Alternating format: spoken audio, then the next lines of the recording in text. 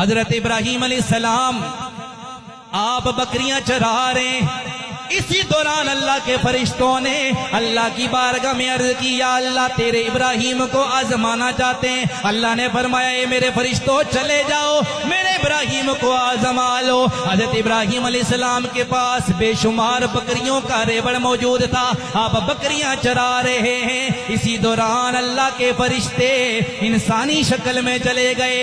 ابراہیم علیہ السلام کو جب بکریاں چراتے ہوئے دیکھا، انہوں نے قریب آ کر اللہ کا ذکر کرنا شروع کر دیا، اللہ اللہ کرنے لگ گئے۔ جب اللہ کا ذکر شروع کیا، حضرت ابراہیم علیہ السلام وجد میں آ گئے، آپ پر وجدانی کیفیت طاری ہو گئی۔ تھوڑی دیر کے بعد فرشتوں نے ذکر روک لیا، آپ نے فرمایا اللہ کے بندو روک کیوں لیا، ذکر روکا کیوں ہے؟ وہ کہنے لگے ہمارا جو ذکر تھا وہ پورا ہو گیا، اگر اب ذکر سننا چاہتے ہو کوئی قیمت بھی دے دو۔ ابراہیم علیہ السلام نے فرمایا اگر قیمت چاہتے ہو میری آدھی بکریاں تم لے لو، مجھے اللہ کا ذکر سناؤ۔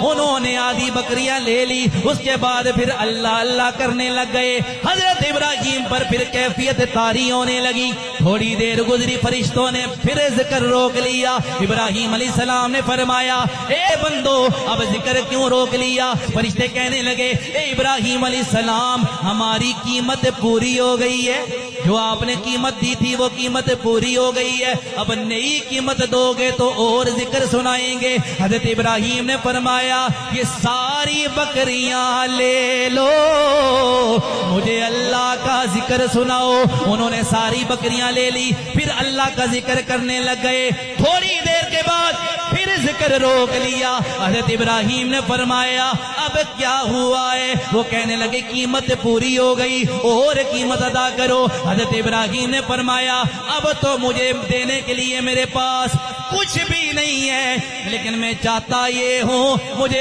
اللہ کا ذکر سناؤ، اس کے بدلے میں یہ ہوگا جو بکریاں میں نے تمہیں دے دی ہیں، مجھے اللہ کا ذکر سناؤ، اس کے بدلے میں ساری زندگی تمہاری بکریاں چرایا کروں گا۔ کہا مجھے اللہ کا ذکر سناؤ، اس کے بدلے بکریاں دے دیا، بکریاں چراؤں گا لیکن مجھے اللہ کا ذکر۔ فرشتے کہنے لگے ابراہیم ہم اللہ کے فرشتے تھے، آزمائش کے لیے آئے تھے، اللہ نے فرمایا ہے کہ میرا ابراہیم آزمائش میں کامیاب ہو گیا ہے۔